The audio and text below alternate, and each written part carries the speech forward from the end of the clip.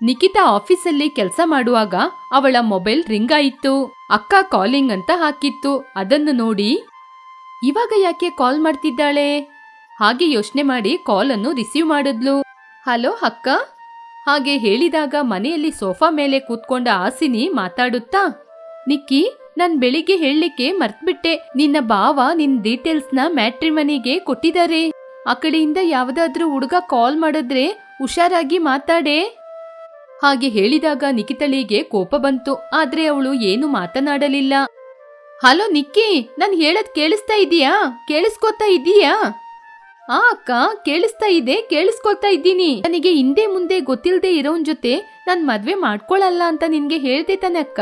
ಮತ್ತೆ ಯಾಕೆ ಭಾವ ನನ್ನ ಡೀಟೇಲ್ಸ್ನ ಅವರಿಗೆ ಕೊಟ್ಟಿದ್ದು? ಯಾಕೆ ಅಂದ್ರೆ ನಿನಗೆ ಗೊತ್ತಿರುವ ಹುಡುಗ ಯಾರೂ ಇಲ್ಲ ಅಂತಾನೆ ಆ ಹುಡುಗನಿಗೆ ಕೊಟ್ಟಿದ್ದು. ಅಂದ್ರೆ ನೀನು ಯೋಚನೆ ಮಾಡುವಂತಹ ಹುಡುಗ ಯಾರು ಇಲ್ವಲ್ಲ. ನಾವು ತುಂಬಾ ಆಲೋಚನೆ ಮಾಡಿನೇ ನಾನು ನಿನ್ನ ಭಾವ ಮಾತಾಡಿ ನಿನ್ನ ಡೀಟೇಲ್ಸ್ನ ಕೊಟ್ಟಿದ್ದು. ಇವಾಗ ಕೊಟ್ಮೇಲೆ ಏನಕ್ಕ ಮಾತಾಡಕ್ಕಿರೋದು? ಆ ಕಡೆಯಿಂದ ಯಾರು ಫೋನ್ ಮಾಡ್ತಾರೋ ಏನೋ. ನನಗೆ ಇವತ್ತು ಆಫೀಸಲ್ಲಿ ತುಂಬಾನೇ ಕೆಲಸ ಇದೆ, ಕಂಪ್ಲೀಟ್ ಮಾಡ್ಬೇಕು. ಇಲ್ಲದಿದ್ರೆ ನನ್ನ ಬಾಸ್ ನನ್ನ ಕ್ಯಾಬಿನಿಗೆ ಕರೆದು ನನಗೆ ಡೋಲ್ ಬಾರಿಸ್ತಾರೆ. ಅದೆಲ್ಲ ನನ್ಗೆ ಗೊತ್ತಿಲ್ಲ ಕಣೆ. ನಿಮ್ಮ ಭಾವ ನನಗೆ ಕಾಲ್ ಮಾಡಿ ನೆನಪಿಸಿದ್ರೆ ಮಾತ್ರ ನನಗೂ ನೆನಪಾಗೋದು. ಇಲ್ಲದಿದ್ರೆ ನಾನ್ ಯಾಕೆನೆ ನನ್ ಕೆಲಸ ಬಿಟ್ಟು ನಿನಗ್ ಫೋನ್ ಮಾಡ್ತೀನಿ? ನಾನು ಹೇಳ್ತಿದ್ದೀನಲ್ವಾ ಫೋನ್ ಇಡು ಅಂತ. ನಾನು ನನ್ ಕೆಲಸ ಮಾಡ್ಕೋತೀನಿ, ನೀನ್ ನಿನ್ ಕೆಲಸ ನೋಡು. ನಾನು ಮನೆಗ್ ಬಂದ್ಮೇಲೆ ನನಗೆ ಮೊದ್ಲು ಜಂಡು ಬಾಂಬ್ನ ಕೊಡು. ಇವಾಗ ಮಾತಾಡಿದ್ದು ನನಗೆ ಮೊದ್ಲೇ ತಲೆನೋವಾಗ್ತಿದೆ. ಆಯ್ತು ಕಣೆ ಹಾಗೆ ಹೇಳಿ ಹಾಸಿನಿ ಫೋನ್ನ ಕಟ್ ಮಾಡಿದ್ಲು. ನಿಕಿತಾ ಕೂಡ ಫೋನ್ ಮಾತಾಡಿ ಕಾಲ್ನ ಕಟ್ ಮಾಡಿದ್ಮೇಲೆ ಆಫೀಸ್ ಬಾಯ್ ಬಂದು, ನಿಕಿತಾ ಮೇಡಮ್, ನಿಮಗೋಸ್ಕರ ನಿಮ್ಮ ಭಾವ ಬಂದಿದ್ದಾರೆ. ಏನು, ಭಾವ ಬಂದಿದ್ದಾರಾ? ಸರಿ ಸರಿ, ನೀವು ಹೋಗಿ, ನಾನು ಹಿಂದೆನೆ ಬರ್ತೀನಿ. ಹಾಗೆ ಹೇಳಿ ನಿಕಿತಾ ಆಫೀಸಿಂದ ಹೊರಗಡೆ ಬಂದ್ಲು. ಅಲ್ಲಿ ತನ್ನ ಭಾವ ಅರವಿಂದ್ ಜೊತೆ ಚರಣ್ ಕೂಡ ಇದ್ರು. ಅವಳಿಗೆ ಚರಣ್ನ ಗೊತ್ತಿಲ್ಲ. ಅವನನ್ನು ನೋಡಿ ತನ್ನೊಳಗೆ ತಾನು, ಭಾವ ಯಾರೋ ಹುಡುಗನ ಕರ್ಕೊಂಡ್ಬಂದಿದ್ದಾರೆ. ನನಗೆ ಮದ್ವೆ ಮಾಡಿ ನನ್ನ ಗಂಡನ ಮನೆಗೆ ಕಳ್ಸೋದ್ರಲ್ಲಿ ಅಕ್ಕ ಮತ್ತು ಭಾವ ತುಂಬಾ ಫಾಸ್ಟ್ ಆಗಿದ್ದಾರೆ. ಹಾಗೆ ಹೇಳಿ ಅರವಿಂದ್ನ ಬಳಿ ಬಂದ್ಲು. ಹಾಯ್ ಭಾವ. ಹಾಯ್ ನಿಕ್ಕಿ, ಇವನ ಹೆಸರು ಚರಣ್. ಇವನ್ನ ನಿನಗೋಸ್ಕರನೇ ಕರ್ಕೊಂಡ್ಬಂದಿದ್ದೀನಿ. ನೀವಿಬ್ರು ಕಾಫಿ ಶಾಪಿಗೆ ಹೋಗಿ ಮಾತಾಡಿ. ನಿಮ್ಮಿಬ್ರಿಗೂ ಇಷ್ಟ ಆದ್ರೆ ನನಗೆ ಬಂದು ಹೇಳಿ, ಮುಂದಿನ ವಿಚಾರ ನಾನ್ ನೋಡ್ಕೋತೀನಿ. ಇಲ್ಲ ಬಾವಾ, ಇವಾಗ ಬೇಡ, ಆಫೀಸಲ್ಲಿ ತುಂಬಾ ಕೆಲ್ಸ ಇದೆ. ಇವಾಗ ಪರ್ಮಿಷನ್ ಮಾತ್ರ ಕೇಳಕ್ಕಾಗೋದಿಲ್ಲ. ಪರ್ಮಿಷನ್ ಕೇಳಿದ್ರೆ ಬಾಸ್ ತುಂಬಾ ಚೂಡಾಗ್ತಾರೆ. ಸಂಜೆ ನೋಡೋಣ, ಆಮೇಲೆ ಮಾತಾಡೋಣ ಬಾವಾ, ಪ್ಲೀಸ್. ಅಯ್ಯೋ ಸುಮ್ನೆರೆ ನಿಕ್ಕಿ, ನಾನ್ ನಿಮ್ ಮ್ಯಾನೇಜರ್ ಜೊತೆ ಮಾತಾಡ್ತೀನಿ. ನೀನ್ ಹೊರಡು, ಹೋಗು. ಹಾಗೆ ಹೇಳಿದ ತಕ್ಷಣ ನಿಕಿತಾ ಮರು ಮಾತು ಮಾತಾಡಲಿಲ್ಲ. ಭಾವ ಅರವಿಂದಿಗೆ ಎದುರು ಮಾತು ಮಾತನಾಡಲು ಸಾಧ್ಯವಾಗದೆ ಚರಣ್ ಜೊತೆ ಮಾತನಾಡಲು ಕಾಫಿ ಡೇ ಶಾಪಿಗೆ ಹೋದ್ರು. ಅರವಿಂದ್ ಅಲ್ಲಿಂದ ಹೊರಟೋದ. ಚರಣ್ ಮತ್ತು ನಿಕಿತಾ ಕಾಫಿ ಡೇ ಶಾಪ್ ಅಲ್ಲಿ ಕೂತ್ರು. ಚರಣ್ ತನ್ನ ಬಗ್ಗೆ ಎಲ್ಲಾ ವಿಚಾರವನ್ನು ಹೇಳಿದ. ಚರಣ್ ಅವ್ರೆ, ನೀವು ತುಂಬಾ ಚೆನ್ನಾಗಿದ್ದೀರಾ. ನಿಮ್ಮ ಫ್ಯಾಮಿಲಿ ಕೂಡ ತುಂಬಾ ಚೆನ್ನಾಗಿದೆ. ನಿಮ್ಮ ಬಗ್ಗೆ ಹೇಳಿದ್ದೆಲ್ಲ ನನಗೆ ಇಷ್ಟ ಆಯ್ತು. ಆದ್ರೆ ನನಗೆ ನೀವು ಇಷ್ಟ ಆಗಿಲ್ಲ. ಎಲ್ಲನೂ ಚೆನ್ನಾಗಿದೆ ಅಂತ ಹೇಳಿದ್ರಿ. ಇವಾಗ ಕೂಡ ಅದೇ ಹೇಳ್ತಾ ಇದ್ದೀನಿ. ನಿಮ್ಮ ಫ್ಯಾಮಿಲಿ ತುಂಬಾ ಚೆನ್ನಾಗಿದೆ, ನಿಮ್ಮ ಪ್ಲಾನ್ ಎಲ್ಲ ಗುಡ್. ಆದ್ರೆ ನನಗೆ ನೀವು ಇಷ್ಟ ಆಗಿಲ್ಲ ಅಷ್ಟೇ. ರೀಸನ್ ಏನು ಅಂತ ನಾನು ತಿಳ್ಕೊಬೋದಾ? ಶೋರ್, ನೀವು ಯಾರು ಅಂತ ನನಗೆ ಗೊತ್ತಿಲ್ಲ, ಇದೇ ಕಾರಣ. ಕುಡಿದ ಕಾಫಿಗೆ ಬಿಲ್ ಕಟ್ಟಿ ಇಲ್ಲಿಂದ ಹೊರಟೋಗಿ. ನಮ್ಮ ಭಾವ ಕೇಳಿದ್ರೆ ಹೇಳಿ, ನಾನ್ ನಮ್ಮ ಭಾವನ್ ಜೊತೆ ಮಾತಾಡ್ಕೋತೀನಿ. ಹಾಗೆ ಹೇಳಿ ನಿಕಿತಾ ಅಲ್ಲಿಂದ ಹೊರಟೋದ್ಲು. ಆ ದಿನ ರಾತ್ರಿ ನಿಕಿತಾ ಅವಳ ಬೆಡ್ರೂಮ್ ಅಲ್ಲಿ ಬೆಡ್ ಮೇಲೆ ಕೂತಿದ್ಲು. ಅರವಿಂದ್ ಹಾಸಿನಿ ಅವಳ ಜೊತೆ ಮಾತಾಡ್ತಾ ಇರುವಾಗ ಕಾಲಿಂಗ್ ಬೆಲ್ ಆಯಿತು. ಅರವಿಂದ್ ಬಂದು ಡೋರ್ನ ಓಪನ್ ಮಾಡ್ದ. ಎದುರಿನಲ್ಲಿ ರಿಚ್ ಲುಕ್ ಅಲ್ಲಿ ಸುಭಾಷ್ ನಿಂತಿದ್ದ. ಹಾಯ್ ಸುಬ್ಬು, ಹೇಗಿದ್ದೀಯಾ? ಯಾವಾಗ ಬಂದೆ? ಹಾಯ್, ಫೈನ್ ಕಣೋ. ಇಲ್ಲೇ ಮಾತಾಡೋದ ಅಥವಾ ಒಳಗೆ ಬಂದ್ ಮಾತಾಡ್ಬೋದಾ? ಓ ಸಾರಿ ಕಣೋ, ಒಳಗೆ ಬಾ. ಹಾಗೆ ಹೇಳಿ ಇಬ್ಬರು ಬಂದು ಸೋಫಾ ಮೇಲೆ ಕೂತ್ಕೊಂಡ್ರು. ಹಾಸಿನಿ ಏನ್ ಮಾಡ್ತಿದ್ದಾಳೆ? ಹಾಸಿನಿ, ರಿಚ್ ಸುರೇಶ್ ಬಂದಿದ್ದಾನೆ, ಬಾ. ಹಾಗೆ ಹೇಳಿದಾಗ ಹಾಸಿನಿ ತುಂಬಾ ಸಂತೋಷ ಪಟ್ಕೊಂಡು ತಂಗಿ ನಿಕಿತನ ಕೂಡ ಕರ್ಕೊಂಡು ಅಲ್ಲಿಗೆ ಬಂದ್ಲು. ಹಾಸಿನಿ, ಸುಭಾಷ್, ಅರವಿಂದ್ ಸಂತೋಷದಿಂದ ಮಾತಾಡ್ತಾ ಇದ್ರು. ನಿಕಿತಾ ಕೂಡ ಸುರೇಶ್ನ ನೋಡಿ ಕಂಡು ಹಿಡಿದ್ಲು. ಓ, ಇವನು ಅಕ್ಕನ ಕ್ಲೋಸ್ ಫ್ರೆಂಡ್ ಅಲ್ವಾ? ರಿಚ್ ಇವನು ಯಾಕೆ ಇಲ್ಲಿಗೆ ಬಂದಿದ್ದಾನೆ? ಹೀಗೆ ಮಾತಾಡ್ತಾ ಇದ್ದಾಗ ಸುಭಾಷ್, ಇವಳು ನನ್ನ ತಂಗಿ. ಚೆನ್ನಾಗಿ ಇದ್ದಾಳೆ ಹಾಸಿನಿ, ಇಷ್ಟು ದಿನ ನನಗೆ ಗೊತ್ತಾಗಿಲ್ಲ. ಹಾಯ್ ನಿಕಿತಾ.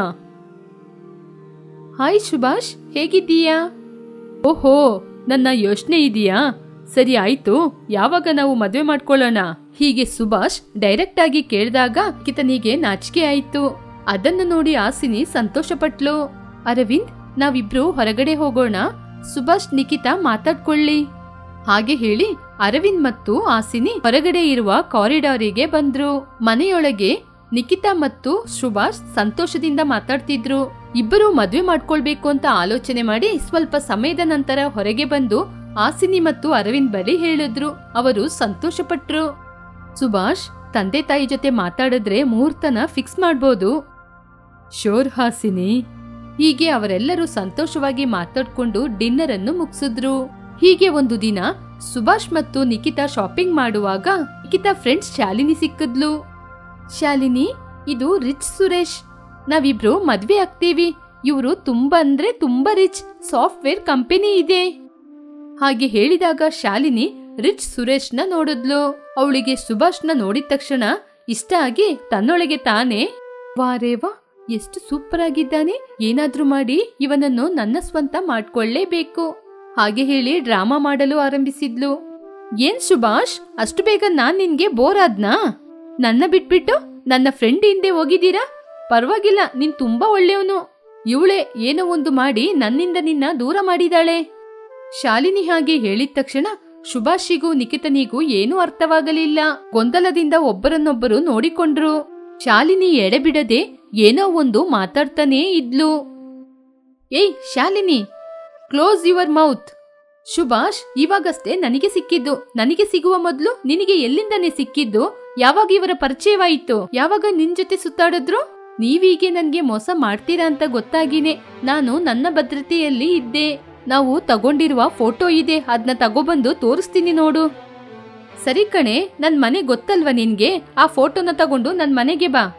ಹಾಗೆ ಹೇಳಿ ಸುಭಾಷ್ನ ಕರ್ಕೊಂಡು ಅಲ್ಲಿಂದ ಹೊರಟೋದ್ಲು ನಿಖಿತಾ. ಶಾಲಿನಿ ರಿಲ್ಯಾಕ್ಸ್ ಆಗುತ್ತಾ? ಬೇಗ ರೂಮಿಗೆ ಹೋಗಿ ನಂದು ಸುಭಾಷ್ದು ಫೋಟೋ ಎಡಿಟ್ ಮಾಡ್ಬೇಕು. ಹಾಗೆ ಹೇಳಿ ಅಲ್ಲಿಂದ ಹೊರಟೋದ್ಲು. ಮರುದಿನ ಎಡಿಟ್ ಮಾಡಿದ ಫೋಟೋವನ್ನು ತೆಗೆದುಕೊಂಡು ಹಾಸಿನಿ ಮನೆಗೆ ಬಂದ್ಲು. ಆ ಫೋಟೋ ನೋಡಿ ಎಲ್ಲ ನಿಜ ಅಂತ ಯೋಚನೆ ಮಾಡಿದ್ರು. ಸುಭಾಷ್ ಕೂಡ ಆಶ್ಚರ್ಯಪಟ್ಟ. ನಿಖಿತಾ ಕೋಪದಿಂದ ಅಲ್ಲಿಂದ ಹೊರಟೋದ್ಲು. ಹಾಸಿನಿ, ಇದೆಲ್ಲ ತಪ್ಪು, ಇದನ್ನ ನೀನು ನಂಬ್ತೀಯಾ? ಫೋಟೋನ ನೋಡ್ಬೇಕಂದ್ರೆ ನಿಜ ಅಂತಾನೆ ಅನ್ಸುತ್ತೆ, ಆದ್ರೆ ಎಲ್ಲೋ ಏನೋ ಮಿಸ್ಟೇಕ್ ಆಗಿದೆ. ಹಾಗೆ ಹೇಳಿ ಫೋಟೋನ ಪರೀಕ್ಷೆ ಮಾಡುವ ರೀತಿ ನೋಡಿದ್ಲು. ಅದು ಎಡಿಟ್ ಮಾಡಿದ ಫೋಟೋ ಅಂತ ಹಾಸಿನಿಗೆ ಅರ್ಥವಾಯಿತು. ಅಷ್ಟೇ, ಎದ್ದು ಹೋಗಿ ಶಾಲಿನಿಯ ಕೆನ್ನೆಗೆ ಬಾರಿಸಿದ್ಲು. ನಿಜ ಏನು ಅಂತ ಹೇಳಿದ್ರೆ ಸರಿ, ಇಲ್ಲದಿದ್ರೆ ಎಡಿಟ್ ಮಾಡಿ ಬ್ಲಾಕ್ ಮೇಲ್ ಮಾಡ್ತಾ ಇದ್ದಾಳೆ ಅಂತ ನಿನ್ಮೇಲೆ ಕೇಸ್ ಫೈಲ್ ಮಾಡ್ತೀನಿ. ಹೀಗೆ ಹಾಸಿನಿ ಹೇಳಿದ ತಕ್ಷಣ ಶಾಲಿನಿ ತುಂಬಾ ಭಯದಿಂದ, ರಿಚ್ ಸುಭಾಷ್ನ ನೋಡುವಾಗನೇ ನನಗೆ ಇಷ್ಟ ಆಯ್ತು. ಏನಾದ್ರೂ ಒಂದು ಮಾಡಿ ಇವನ್ನ ನನ್ ಸ್ವಂತ ಮಾಡ್ಕೋಬೇಕು ಅಂತಾನೆ ಹೀಗೆ ಮಾಡಿದ್ದು. ನನ್ನನ್ನು ಕ್ಷಮಿಸಿ. ನಿನ್ನ ಕ್ಷಮಿಸ್ತೀನಿ. ನಿಕ್ಕಿ ಜೊತೆನೂ ವಿಷಯ ಹೇಳು. ನಿಕ್ಕಿ, ನಿಕ್ಕಿ. ಹಾಗೆ ಕರೆದಾಗ ನಿಖಿತಾ ಅಲ್ಲಿಗೆ ಬಂದ್ಲು. ಶಾಲಿನಿ ನಡೆದ ವಿಚಾರವನ್ನೆಲ್ಲ ಹೇಳಿದ್ಲು. ಯಾವಾಗ್ಲೂ ನನ್ನ ಕಣ್ಣ ಮುಂದೆ ಬರ್ಲೇಬೇಡ, ಹೊರಟೋಗೆ. ಹಾಗೆ ಕಳಿಸಿದ್ರೆ ಹೇಗಮ್ಮ? ನಿನ್ನ ಮದ್ವೆನ ಅವಳು ನೋಡ್ಬೇಕು, ಸಂತೋಷವಾಗಿರೋದ್ನೂ ನೋಡ್ಬೇಕು. ಹಾಗೆ ಹೇಳಿ ಅಲ್ಲೇ ಇರಿಸ್ಕೊಂಡ್ರು. 2 ದಿನಗಳ ಬಳಿಕ ರಿಚ್ ಸುಭಾಷಿಗೂ ನಿಖಿತನಿಗೂ ಮದುವೆಯನ್ನು ಮಾಡಿದ್ರು. ಇಬ್ಬರಿಗೂ ಮದುವೆ ನಡೆಯಿತು. ಅದನ್ನು ನೋಡಿದ ಶಾಲಿನಿ, ಮದುವೆ ಆಯಿತು, ಇವಾಗ ಶೋಭನ. ಹೀಗೆ ಶೋಭನದ ದಿನ ಹಾಲಲ್ಲಿ ಲೂಸ್ ಮೋಷನ್ ಟ್ಯಾಬ್ಲೆಟ್ನ ಮಿಕ್ಸ್ ಮಾಡಿದ್ಲು. ಹಾಲ್ನ ಶಾಲಿನಿ ತಗೊಬಂದಾಗ ನಿಖಿತನಿಗೆ ಅನುಮಾನ ಬಂತು. ಶಾಲಿನಿ, ಈ ಹಾಲನ್ನು ನೀನೇ ಕುಡಿಯೇ? ನಿನ್ನ ಶೋಭನಕ್ಕೆ ತಗೊಬಂದಿರ ಹಾಲ್ನ ನಾನ್ ಹೇಗೇನೆ ಕುಡಿಯೋದು? ನೀನ್ ಇದ್ರಲ್ಲಿ ಏನೋ ಮಿಕ್ಸ್ ಮಾಡಿದೀಯಾ ಅಂತ ನನಗೆ ಸಂದೇಹ ಇದೆ. ಅದಕ್ಕೇನೆ ಇದ್ನ ನೀನೇ ಕುಡಿ ನೋಡೋಣ. ಹೀಗೆ ನಿಖಿತಾ ಜೋರಾಗಿ ಹೇಳಿದಾಗ ಏನು ಮಾಡಲು ಸಾಧ್ಯವಾಗದೆ ಹಾಲನ್ನು ಕುಡಿದ್ಲು. ಅಷ್ಟೇ, ಇವಾಗ ಶಾಲಿನಿ ಬಾತ್ರೂಮ್ಗೂ ಈಚೆಗೂ ಓಡಾಡ್ತಿರುವಾಗ ಬೆಡ್ರೂಮ್ ಅಲ್ಲಿ ನಿಖಿತಾ ಸುಭಾಷ್ ನಗುತ್ತಾ ಸಂತೋಷದಿಂದ ಮಾತಾಡ್ತಾ ಇದ್ರು. ಅಕ್ಕ ಹಾಸಿನಿ ಮಾಡಿಸಿದ ಮದುವೆಯಿಂದ ತಂಗಿ ನಿಖಿತಾ ಜೀವನ ತುಂಬಾ ಸಂತೋಷವಾಗಿ ಇತ್ತು. ಲೇ ಬಾಲು, ನಮಗೆ ಇನ್ನು ಸ್ವಲ್ಪ ದಿನದಲ್ಲಿ ಸಮ್ಮರ್ ಹಾಲಿಡೇ ಬರ್ತಿದೆ ಕಣೋ. ಇನ್ನು 2 ವಾರ ಆ ಮೆಂಟಲ್ ಟೀಚರ್ ಕೈಯಿಂದ ನಾವು ತಪ್ಪಿಸ್ಕೋತೀವಿ. ಹೌದು ಕಣೋ ಗಿರಿ, ಆ ಸ್ಯಾಡಿಸ್ಟ್ ಟೀಚರ್ ಹೆಸರು ಹೇಳ್ತಾ ಇದ್ದಾಗನೇ ನನಗೂ ಕೂಡ ತುಂಬಾ ಭಯ ಆಗ್ತಿದೆ. ನೆಕ್ಸ್ಟ್ ಇಯರ್ ಏನಾದ್ರೂ ಕೂಡ ನಾನು ಈ ಸ್ಕೂಲ್ನ ಚೇಂಜ್ ಮಾಡ್ತೀನಿ. ನಮ್ ತಂದೆ ಜೊತೆನೂ ಹೇಳಿದೀನಿ. ಶ್ವೇತಾ, ಏನು ನೀನ್ ಕೂಡ ಸ್ಕೂಲ್ನ ಚೇಂಜ್ ಮಾಡ್ಕೋತೀಯಾ? ಎಲ್ಲ ಗೊತ್ತಾಗಿ ನೀನ್ ಕೂಡ ಹಾಗೆ ಮಾತಾಡಿದ್ರೆ ಹೇಗೆ ಬಾಲು? ಟೀಚರ್ ಅಂದ್ರೆ ನಮ್ಮ ಮನೆಯವರಿಗೆ ತುಂಬಾನೇ ಗೌರವ. ಆ ಟಾರ್ಚರ್ ಬಗ್ಗೆ ಗೊತ್ತಾಗಿ ನನ್ನ ಕೂಡ ಅದೇ ಸ್ಕೂಲಿಗೆ ಕಳಿಸ್ತಿದ್ದಾರೆ. ಈ ಕಡೆ ನನ್ನ ವಿಷಯನ ನಿನ್ಗೆ ಹೇಳ್ಬೇಕಾ? ಹೇಳು. ಆ ಟೀಚರ್ ಬಗ್ಗೆ ಗೊತ್ತಾಗಿರುವ ನಮ್ಮ ತಂದೆ ತಾಯಿ ಹೋಗಿ ನನ್ನ ಮಗಳು ಓದದಿದ್ರೆ ಸರಿ 2 ಕೋಡಿ ಅಂತ ಹೇಳಿದ್ದಾರೆ. ಆದ್ರೆ ಅವಳು ಚೆನ್ನಾಗಿ ಓದ್ಬೇಕು, ಹಾಗೆ ಫುಲ್ ಪರ್ಮಿಷನ್ ಕೊಟ್ಟಿದ್ದಾರೆ. ಹೀಗೆ ಮಕ್ಕಳೆಲ್ಲ ಟೀಚರ್ ಬಗ್ಗೆ ಮಾತಾಡ್ತಾ ಇದ್ರು. ಸ್ಕೂಲಿಗೆ ಹಾಲಿಡೇಸ್ ಬಿಟ್ಟಾಗಿನಿಂದ ನನಗೆ ಯಾವ ಕೆಲ್ಸನೂ ಯೋಚನೆ ಆಗ್ತಿಲ್ಲ. ಕೈ ತುಂಬಾನೇ ಕೆರಿತಾ ಇದೆ. ಏನಾದ್ರೂ ಸರಿ ಮಕ್ಕಳನ್ನ ಮತ್ತೆ ಸ್ಕೂಲಿಗೆ ಬರ್ಲಿಕ್ಕೆ ಹೇಳ್ಬೇಕು. ಹಾಗೆ ಯೋಚನೆ ಮಾಡ್ತಾ ಇದ್ದಂಗೆ ಟೀಚರ್ ಪ್ರಿನ್ಸಿಪಲ್ ರೂಮಿಗೆ ಬಂದ್ರು. ಸರ್, ಮಕ್ಕಳಿಗೆ ಹೀಗೆ 2 ವಾರ ರಜೆ ಕೊಟ್ಬಿಟ್ರೆ ಅವರ ಭವಿಷ್ಯ ಏನಾಗುತ್ತೆ ಹೇಳಿ?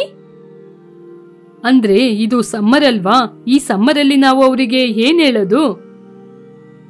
ಸರ್, ನಿಮ್ಗೆ ಗೊತ್ತಿಲ್ವಾ ಹೊರಗೆ ಸ್ಕೂಲಲ್ಲಿ ಯಾವ ರೀತಿ ಕಾಂಪಿಟೇಷನ್ ಇದೆ ಅಂತ? ನಾವು ಹೀಗೆ ಇದ್ರೆ ಇನ್ನು ಸ್ವಲ್ಪ ದಿನದಲ್ಲಿ ನಮ್ಮ ಸ್ಕೂಲ್ನ ಮುಚ್ಕೊಂಡೋಗ್ಬೇಕು. ಮೊದ್ಲೇ ನಮ್ಮ ಸ್ಕೂಲಲ್ಲಿ ಓದುವಂತಹ 10th ಸ್ಟ್ಯಾಂಡರ್ಡ್ ಸ್ಟೂಡೆಂಟ್ ಅವರ ಬಗ್ಗೆ ಆಲೋಚನೆ ಮಾಡಿ ನೋಡಿ. ಹಾಗಾದ್ರೆ ನನ್ನ ಏನ್ ಮಾಡಕ್ ಕೇಳ್ತಿದ್ದೀರಾ? ನಿಮ್ ಜೊತೆ ಏನಾದ್ರೂ ಪ್ಲಾನ್ ಇದೆಯಾ? ಹಾಗೆ ಹೇಳಿ ನಾರದ ಹೇಳಿದ ಹಾಗೆ ನಾನು ನಿಮ್ಗೆ ಒಂದು ಐಡಿಯಾ ಹೇಳ್ತೀನಿ.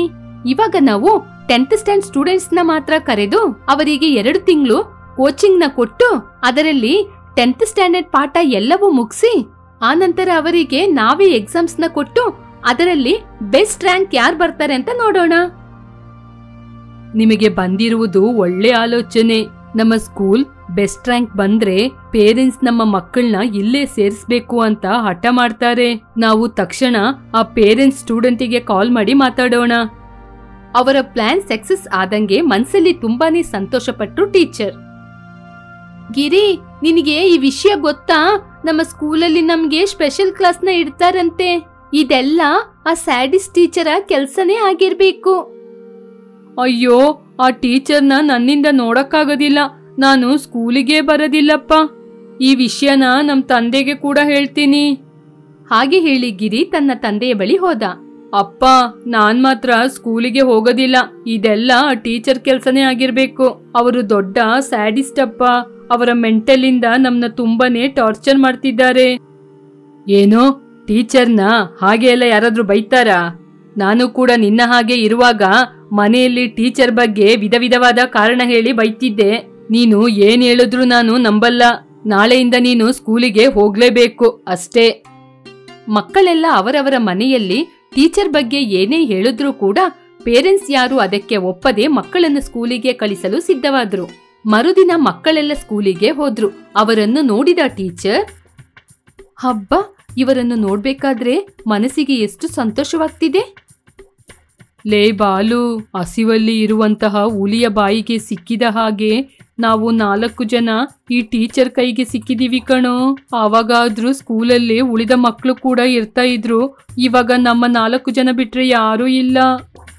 ಮಕ್ಕಳೇ, ಎಲ್ರೂ ಚೆನ್ನಾಗಿದ್ದೀರಾ? ಇಷ್ಟು ದಿನ ಚೆನ್ನಾಗಿಯೇ ಇದ್ದೋ, ಇನ್ಮುಂದೆ ಹೇಗಿರ್ತೀವೋ ಗೊತ್ತಿಲ್ಲ. ಅಯ್ಯೋ ಮಕ್ಕಳೇ, ಇಷ್ಟು ದಿನ ನೀವು ಇಲ್ದೆ ನನಗೆ ತುಂಬಾನೇ ಬೇಜಾರಾಗಿತ್ತು. ಅದರಿಂದ ನನಗೆ ತುಂಬಾನೇ ಕಷ್ಟ ಆಗ್ತಿತ್ತು. ಅದಕ್ಕೇನೆ ಇಷ್ಟು ದಿನ ನಾನು ಮಾಡಿದ ತಪ್ಪಿಗೆ ನಿಮಗೆ ಒಂದು ಸಣ್ಣ ಟ್ರೀಟ್ ಕೊಡೋಣ ಅಂತ ಯೋಚನೆ ಮಾಡ್ತಿದ್ದೀನಿ. ಅದಕ್ಕೇನೆ ನಿಮ್ನ ಒಂದು ಸಣ್ಣ ಟ್ರಿಪ್ಪಿಗೆ ಕರ್ಕೊಂಡೋಗೋಣ ಅಂತ ನೋಡ್ತಿದ್ದೀನಿ. ಏನ್ ಹೇಳ್ತೀರಾ ಮಕ್ಕಳೇ? ಹೀಗೆ ಟೀಚರ್ ಬದಲಾದ ರೀತಿ ಆ ಮಕ್ಕಳ ಮುಂದೆ ನಟನೆ ಮಾಡ್ತಿದ್ರು. ಟೀಚರ್ ಮಾತು ಕೇಳಿದ ಮಕ್ಕಳು, ಲೇ, ಟೀಚರ್ ಬದಲಾಗಿದ್ದಾರೆ ಕಣೋ, ಟೀಚರ್ ಪಾಪ ಅಲ್ವಾ? ಅದಕ್ಕೆ ಟೀಚರ್ ಜೊತೆ ಟ್ರಿಪ್ಪಿಗೆ ಹೋಗ್ಬೇಕಾ? ಹೋಗೋಣ. ಮಕ್ಕಳ ಮಾತು ಕೇಳಿದ ಟೀಚರ್, ಹಬ್ಬ, ನನ್ನ ಮಾತು ಕೇಳಿ ಮಕ್ಕಳು ನಂಬಿಬಿಟ್ಟಿದ್ದಾರೆ. ಪಾಪ, ಮುಗ್ಧ ಮಕ್ಕಳು. ಹೀಗೆ ಮನ್ಸಲ್ಲಿ ಸಂತೋಷಪಟ್ರು. ಮಕ್ಕಳೆಲ್ಲ ಟೀಚರ್ ಜೊತೆ ಸೇರಿ ಟ್ರಿಪ್ಪಿಗೆ ಹೋಗಲು ಒಪ್ಪಿಕೊಂಡ್ರು. ಪ್ರಿನ್ಸಿಪಲ್ ಸರ್, ನಾನು ಮಕ್ಕಳನ್ನ ನನ್ನ ಜೊತೆ 4 ದಿನ ಟ್ರಿಪ್ಪಿಗೆ ಕರ್ಕೊಂಡೋಗಿ ಈ 10th ಕ್ಲಾಸ್ ಅವರಿಗೆ ಎಷ್ಟು ಮುಖ್ಯ ಅಂತ, ಹಾಗೇನೆ ಸಬ್ಜೆಕ್ಟ್ಗಳ ಬಗ್ಗೆ ಪ್ರಕೃತಿಯನ್ನು ತೋರಿಸಿ ಅವ್ರನ್ನ ಕರ್ಕೊಂಡ್ಬರ್ತೀನಿ. ಹೀಗೆ ಪ್ರಿನ್ಸಿಪಲ್ ಅನ್ನು ಒಪ್ಪಿಸಿ ಟೀಚರ್ ಮೇಲೆ ಇರುವ ಭರವಸೆಯಿಂದ ಪ್ರಿನ್ಸಿಪಲ್ ಕೂಡ ಮಕ್ಕಳನ್ನು ಅವರ ಜೊತೆ ಕಳಿಸಿದ್ರು. ಟೀಚರ್ ಅವರನ್ನು ಮರುಭೂಮಿ ಪ್ರದೇಶಕ್ಕೆ ಕರ್ಕೊಂಡೋದ್ರು. ಟೀಚರ್, ಏನ್ ಟೀಚರ್, ಇಲ್ಲೆಲ್ಲ ಮರುಭೂಮಿಯಾಗಿದೆ. ಇಷ್ಟೊಂದು ಬಿಸಿಲಲ್ಲಿ ನಮ್ನ ಯಾಕೆ ಇಲ್ಲಿ ಕರ್ಕೊಬಂದ್ರಿ? ನಿಮ್ಮ ಜೊತೆ ಏಕಾಂತವಾಗಿ ಸಮಯ ಕಳೆಯೋಣ ಅಂತ. ಮಕ್ಕಳಿಗೆ ಏನು ಅರ್ಥವಾಗದೆ ಒಬ್ಬರ ಮುಖ ಒಬ್ಬರು ನೋಡ್ತಾ ಇದ್ರು. ಅಲ್ಲಿ ಒಂದು ಎತ್ತಿನ ಗಾಡಿ ಇತ್ತು. ಐ, ಎತ್ತಿನ ಗಾಡಿ? ಇದ್ರಲ್ಲಿ ಅತ್ತಿ ಸುತ್ತಾಡಿದ್ರೆ ಎಷ್ಟು ಚೆನ್ನಾಗಿರುತ್ತೆ ಗೊತ್ತಾ? ಹೌದೌದು, ಈ ಬಿಸಿಲಲ್ಲಿ ಹೋದ್ರೆ ಒಣಗೋಗ್ಬಿಡ್ತೀಯ. ನನಗೂ ಕೂಡ ಎತ್ತಿನ ಗಾಡಿಯಲ್ಲಿ ಸುತ್ತಾಡ್ಬೇಕು ಅಂತ ಆಸೆ ಆಗ್ತಿದೆ. ಟೀಚರ್, ಅದಕ್ಕೆ ಅದ್ರಲ್ಲಿ ಕುದುರೆ ಎತ್ತಿನ ಗಾಡಿ ಯಾವುದೂ ಇಲ್ವಲ್ಲ ನಾವು ಸುತ್ತಾಡ್ಲಿಕ್ಕೆ. ನೀವಿದ್ದೀರಲ್ವಾ ಮಕ್ಳೇ, ನನ್ನ ಒಂದು ಯುವರಾಣಿಯಂತೆ ಈ ಎತ್ತಿನ ಗಾಡಿಯಲ್ಲಿ ಸುತ್ತಾಡ್ಸಿ. ಇಲ್ಲದಿದ್ರೆ ನೀವು ಇದೇ ಬಿಸಿಲಲ್ಲಿ ಇಲ್ಲೇ ಇರ್ಬೇಕಾಗುತ್ತೆ. ಬನ್ನಿ, ಟೈಮ್ ಆಗ್ತಾ ಇದೆ. ಹಾಗೆ ಅಂತ ಟೀಚರ್ ಎತ್ತಿನ ಗಾಡಿಯಲ್ಲಿ ಕೂತ್ಕೊಂಡು ಅಪ್ಪನೆ ಮಾಡಿದ್ರು. ಮಕ್ಕಳು ಹೆದರಿ ಹೋಗಿ ಗಾಡಿಯನ್ನು ತಮ್ಮ ಭುಜದ ಮೇಲೆ ಇಟ್ಕೊಂಡ್ರು. ಏನ್ರೋ ನೀವು ಒಬ್ಳು ಯುವರಾಣಿಯನ್ನು ಗಾಡಿ ಮೇಲೆ ಕೂರಿಸ್ಕೊಂಡು ಹೀಗೆ ಸೈಲೆಂಟ್ ಆಗಿ ನಿಧಾನವಾಗಿ ಹೋಗ್ತಾ ಇದ್ದೀರಾ? ಘೋಷ ಹಾಕ್ರೋ. ಯುವರಾಣಿ ಶೈಲಜಾಗೆ ಜೈ, ಯುವರಾಣಿ ಶೈಲಜಾಗೆ ಜೈ. ಹೀಗೆ ಮಕ್ಕಳು ಬಿಸಿಲಿನಲ್ಲಿ ಕಾಲಿಗೆ ಚಪ್ಪಲು ಕೂಡ ಇಲ್ಲದೆ ನಡ್ಕೊಂಡ್ ಬಂದ್ರು. ಏನೇ ಸ್ವಾತಿ, ತುಂಬಾ ಬಿಸಿಲೊಡಿತಾ ಇದೆ, ನೀ ಬಂದು ಕೊಡೆ ಇಡಿ. ಆಯ್ತು ಟೀಚರ್. ಹಾಗೆ ಸ್ವಾತಿ ಬಂದು ಟೀಚರಿಗೆ ಕೊಡೆಯನ್ನು ಹಿಡಿದ್ಲು. ತುಂಬಾ ದೂರ ಬಂದ ನಂತರ ಗಾಡಿಯನ್ನು ಒಂದು ಕಡೆ ನಿಲ್ಲಿಸಿ ಅಂತ ಹೇಳಿದ್ರು ಟೀಚರ್. ನನಗೆ ತುಂಬಾ ದಾಹ ಆಗ್ತಿದೆ. ನನಗೂ ತುಂಬಾ ದಾಹ ಆಗ್ತಿದೆ ಕಣೋ. ಇಲ್ಲಿ ನೋಡಿ, ಇಲ್ಲಿ 1 ಗ್ಲಾಸು ನೀರಿದೆ. ಯಾರಿಗೆ ನೀರ್ ಬೇಕೋ ಅವರು ಮೊದ್ಲು ಬಂದು ಕುಡೀರಿ. ಮೊದ್ಲು ಬಂದವರಿಗೆ ಮಾತ್ರ ಈ ನೀರು. ಹಾಗೆ ಹೇಳಿದಾಗ ಮಕ್ಕಳು ಒಬ್ಬರ ಮುಖವನ್ನು ಒಬ್ಬರು ನೋಡಿ ಓಡೋಡಿ ಬಂದ್ರು. ಎಲ್ಲರ ಮುಂಚೆ ನಾನು ನೀರು ಕುಡಿಯಬೇಕು ಅಂತ ಜಗಳವಾಡಿ ನೀರನ್ನು ಕೆಳಗೆ ತಳ್ಳಿ ಗ್ಲಾಸನ್ನೇ ಒಡೆದಾಕಿದ್ರು. ನಿಮ್ಮ ಬ್ಯಾಡ್ ಲಕ್ ಸ್ಟೂಡೆಂಟ್ಸ್, ಇದಕ್ಕೋಸ್ಕರ ನೀವು ಜಗಳ ಮಾಡ್ತಿದ್ದೀರಾ, ನನಗೆ ಸಂತೋಷ ಆಗ್ತಿದೆ. ಹಾಗೆ ಹೇಳಿ ನಗ್ತಾ ಇದ್ರು ಟೀಚರ್. ಆನಂತರ ಅವರಿಗೆ ಹೊಟ್ಟೆ ತುಂಬಾ ಊಟವನ್ನು ಕೊಟ್ರು. ಹಬ್ಬ, ಟೀಚರ್ ಎಷ್ಟು ಟಾರ್ಚರ್ ಕೊಟ್ರು. ಹೊಟ್ಟೆ ತುಂಬಾ ಊಟ ಹಾಕಿದ್ರು ಕಣೋ. ಹೊಟ್ಟೆ ತುಂಬಾ ಊಟ ಮಾಡಿದೆ. ಇವಾಗ ನಾನು ಒಂದು ಹೆಜ್ಜೆ ಕೂಡ ಮುಂದೆ ಇಡಲ್ಲ, ಹೊಟ್ಟೆ ಅಷ್ಟು ಫುಲ್ ಆಗಿದೆ. ಹೌದು, ನನಗೆ ಕೂಡ ಹಾಗೇನೇ ಇದೆ. ಆವಾಗ ಟೀಚರ್, ಮಕ್ಕಳೇ ಚೆನ್ನಾಗಿ ಊಟ ಮಾಡಿದ್ರಲ್ವಾ? ಹಾ ಸರಿ, ಇವಾಗ ಹೊರಡೋಣ. ಹಾಗೆ ಹೇಳಿ ಅವರ ಬಳಿ 2 ಹಾವನ್ನು ಬಿಟ್ರು. ಪಾಪ, ಆ ಮಕ್ಕಳು ಭಯದಲ್ಲಿ ಓಡೋಡಿ ಆ ಬಿಸಿಲಲ್ಲಿ ತುಂಬಾನೇ ಸುಸ್ತಾಗಿ ಕೆಲವರು ವಾಂತಿ ಕೂಡ ಮಾಡಿದ್ರು. ಅದು ಮರುಭೂಮಿಯಾದ ಕಾರಣ ಹಗಲಲ್ಲಿ ಎಷ್ಟು ಬಿಸಿಲು ಇರುತ್ತೋ ರಾತ್ರಿಯಲ್ಲಿ ಅಷ್ಟೇ ತಂಪಿರುತ್ತೆ. ನೀವೆಲ್ಲರೂ ಚಳಿಯಲ್ಲಿ ಈ ಮರಳಿನ ಮೇಲೇನೆ ಮಲಗಬೇಕು, ಇಲ್ಲದಿದ್ರೆ ನಿಮ್ನ ಇಲ್ಲೇ ಬಿಟ್ಬಿಟ್ಟು ನಾನು ಹೋಗ್ಬಿಡ್ತೀನಿ. ಹೀಗೆ ಮಕ್ಕಳನ್ನು ಭಯಪಡಿಸಿದ್ಲು. ಹೀಗೆ ಭಯದಲ್ಲಿ ಮಕ್ಕಳೆಲ್ಲ ಹೆದರಿ ಹೋಗಿ ಮರಳಿನ ಮೇಲೇನೆ ಮಲಗಿದ್ರು. ಅಲ್ಲಿ ಹುಳಗಳೆಲ್ಲ ಮಕ್ಕಳನ್ನು ಕಚ್ಚಿ ಕೈಯಲ್ಲಿ ಗಾಯಗಳಾಯಿತು. ಅದನ್ನು ನೋಡಿ ಮಕ್ಕಳು ಕಷ್ಟಪಡ್ತಿರುವಾಗ ಟೀಚರ್ ಅವರನ್ನು ನೋಡಿ ಸಂತೋಷ ಪಡ್ತಿದ್ರು. ಹಬ್ಬಾ, ನಿಮ್ನ ಈ ಪರಿಸ್ಥಿತಿಯಲ್ಲಿ ನೋಡುವಾಗ ನನಗೆ ತುಂಬಾನೇ ಸಂತೋಷ ಆಗ್ತಿದೆ ಮಕ್ಕಳೇ. ನಾಳೆ ನಾವು ಇಲ್ಲಿಂದ ಹೊರಡ್ತಾ ಇದ್ದೀವಿ. ಇಲ್ಲಿ ನಡೆದ ವಿಚಾರವನ್ನು ನಿಮ್ಮ ಮನೆಯಲ್ಲಿ ಹೇಳಿದ್ರೆ ನನ್ ಬಗ್ಗೆ ಗೊತ್ತು ತಾನೇ? ಇಲ್ಲ ಮೇಡಮ್, ಹೇಳೋದಿಲ್ಲ, ಪ್ರಾಮಿಸ್. ಹೀಗೆ ಟೀಚರ್ ಅವರ ಬಗ್ಗೆ ಯಾರ ಜೊತೆನೂ ಹೇಳ್ಬಾರ್ದು ಅಂತ ಭಯವನ್ನು ಒಡ್ಡಿ ಅವರ ಮನೆಗೆ ಕರ್ಕೊಂಡೋದ್ರು. ಮನೆಯಲ್ಲಿ ಮಕ್ಕಳ ಮೇಲೆ ಆದ ಗಾಯವನ್ನು ನೋಡಿ, ಏನೋ ಆ ಕೈಯಲ್ಲಿ ಗಾಯದ ಗುರುತುಗಳು, ಯಾಕೆ ಭಯದಲ್ಲಿ ಇದ್ದೀಯಾ? ಹೀಗೆ ಮಕ್ಕಳ ಪೇರೆಂಟ್ಸ್ ಜೋರಾಗಿ ಕೇಳಿದಾಗ, ಅಪ್ಪ, ನಿಮ್ಗೆ ಮೊದ್ಲಿಂದನೂ ಆ ಟೀಚರ್ ಬಗ್ಗೆ ಹೇಳ್ತಾನೆ ಇದ್ದೀನಿ. ಅವರು ನಮ್ಮನ್ನು ಮರುಭೂಮಿಗೆ ಕರ್ಕೊಂಡೋಗಿ ತುಂಬಾ ಟಾರ್ಚರ್ ಮಾಡಿದ್ರು.